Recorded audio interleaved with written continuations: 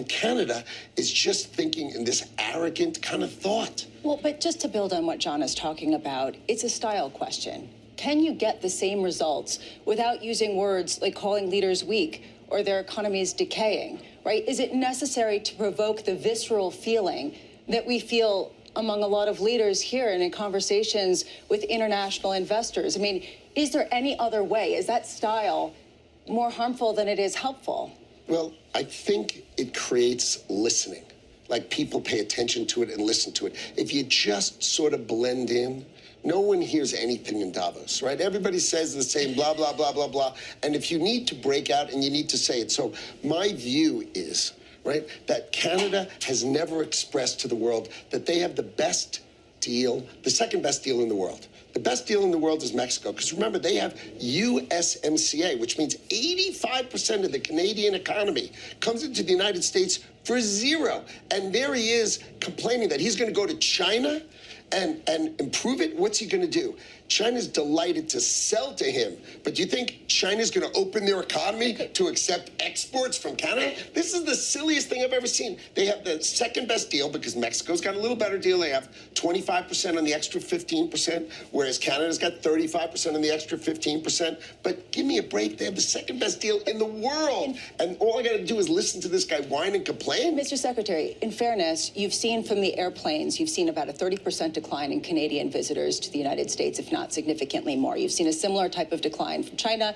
European travelers inbound have come down. There is a sense that people do not want to come to the culture of the U.S., and there is this anger about it. And I just wonder if you think that that's just temporary, or you just sort of dismiss that, or you think it's irrelevant to the actual issues. I think what that is political marketing.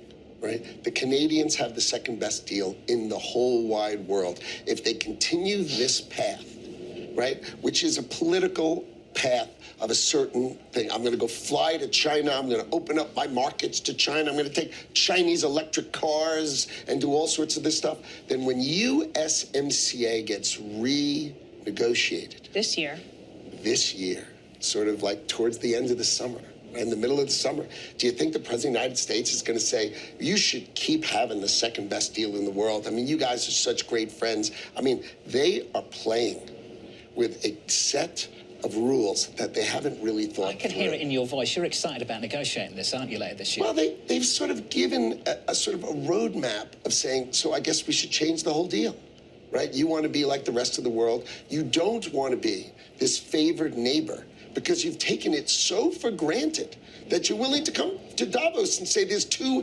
hegemonic powers in the world, and we're going to decide which one we're going to work with. Really? You're going to either work with the United States of America, where 75% of your economy is totally tied to it, or China? Why would you say that? I think it's political. You know, I think if we take it correctly, we should look at it as just political noise coming out of a prime minister, and maybe this is working for his election. Right? Because I don't think it can be real, because if you took out the math of Canada's economy and doing business with the United States of America's $30 trillion economy, there's no such thing as changing what they have today. No one would vote for changing what they had today. Now, maybe they're marketing it well, but they're just for their politics. But they're surely not marketing it well for their fundamental economics for long-term the United States. The U.S. is doing